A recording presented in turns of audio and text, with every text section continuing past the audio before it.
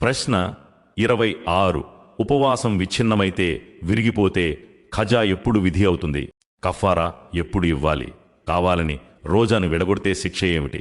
మరియు గత కొన్ని ఏళ్లుగా మిగిలిపోయిన ఉపవాసాల విషయంలో ఇస్లాం ఆదేశం ఏమిటి? సమాధానం: రంజాన్ మాసపు విధిగా నిర్ణయించబడిన ఉపవాసం ఒకవేళ ఏదైనా షరియత్ అనుమతించిన కారణం, అనారోగ్యం, ప్రయాణం, నెలసరి, గర్భం లేదా పాలివ్వడం వల్ల తప్పిపోతే అందులో ఎటువంటి పాపం లేదు.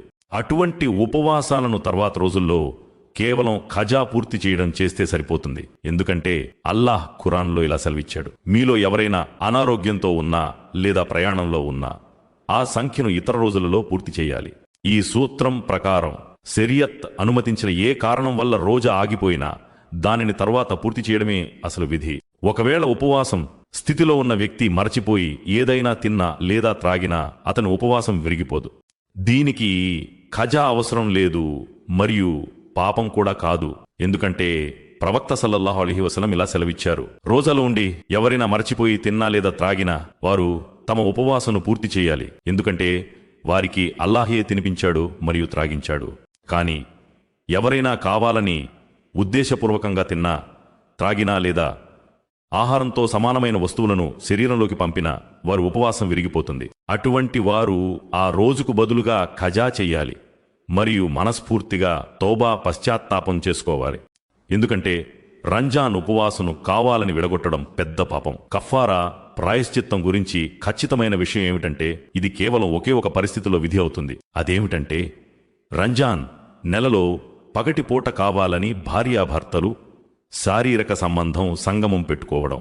దీనికి శిక్షగా ప్రవక్త సల్లల్లాహు అలైహి వసల్లం ఇలా నిర్ణయించారు: ఒక బానిసను విముక్తం చేయడం. అది సాధ్యం కాకపోతే వరుసగా 60 రోజులు ఉపవాసాలు ఉండడం. అది కూడా చేయలేకపోతే 60 మంది పేదలకు భోజనం పెట్టడం. కేవలం కావాలని తినడం లేదా త్రాగడం వల్ల ఉపవాసం విరిగిపోతే ఖజా మరియు తౌబా చెయ్యాలి తప్ప కఫారా ఇవ్వడానికి ఎటువంటి స్పష్టమైన ఆధారాలు లేవు. ఇక గత కొన్ని ఏళ్లుగా మిగిలిపోయిన ఉపవాసాల విషయానికొస్తే అవి ఎన్ని సంవత్సరాలు గడిచినా బాధ్యత నుండి తొలగిపోవు. ఎప్పుడు వీలైతే అప్పుడు వాటిని ఖజా చేయడం విధి.